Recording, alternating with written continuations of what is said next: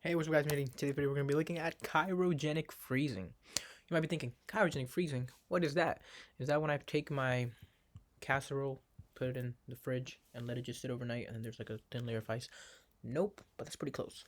Basically, cryogenic freezing is the idea of taking a dead body, okay, someone who's been completely dead, taking their body, putting them into a little tube, a big container, and filling it up with liquid nitrogen, and freezing them, basically. You might be thinking, freezing a dead body, what's that going to do? Well, that's where science can come into play.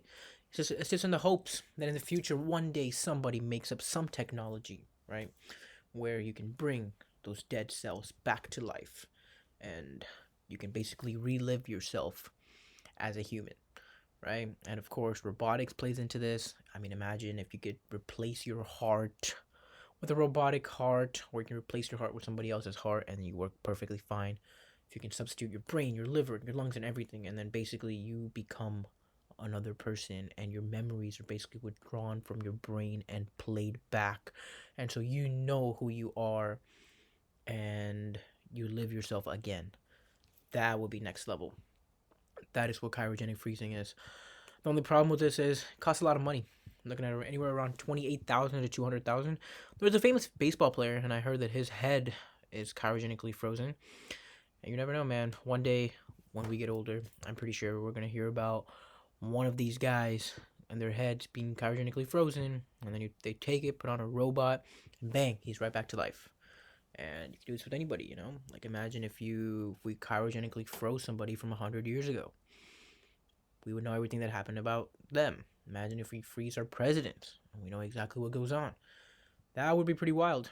And yeah, so definitely I will be considering this as an option for when I die, to be cryogenically frozen and be brought back to life. That's possible. But yeah, we're gonna have to wait. Have to see how the technology unfolds, and we'll see if hopefully here. I mean, the plan is by the time I die, the technology is already there. By the time you die, hopefully the technology is there, and we don't have to worry about this. But basically, the whole idea of this is to wait for that to happen. And so yeah, I already heard that many people have already gone into this, and people are cryogenically frozen. And the way that it works is you pay them, the company upright, and then right when you die, they send a special team out. They take your body, preserve it right away, throw it into a tube, container, liquid nitrogen, and then your cells in your body, they don't freeze up. They're just still like, normal cells, because once they freeze up, it's really hard to, bring it back. So they're just cells. They don't freeze up. All that water in your cells do not freeze up. And your body on the outside is just in like a preserved, frozen state. And yeah, then you can bring yourself back to life whenever you want, as long as some liquid nitrogen is just constantly working. So man, that would be awesome. And yeah, well, I'll see you guys tomorrow. But if I'm frozen, I die, then I will see you when I come back.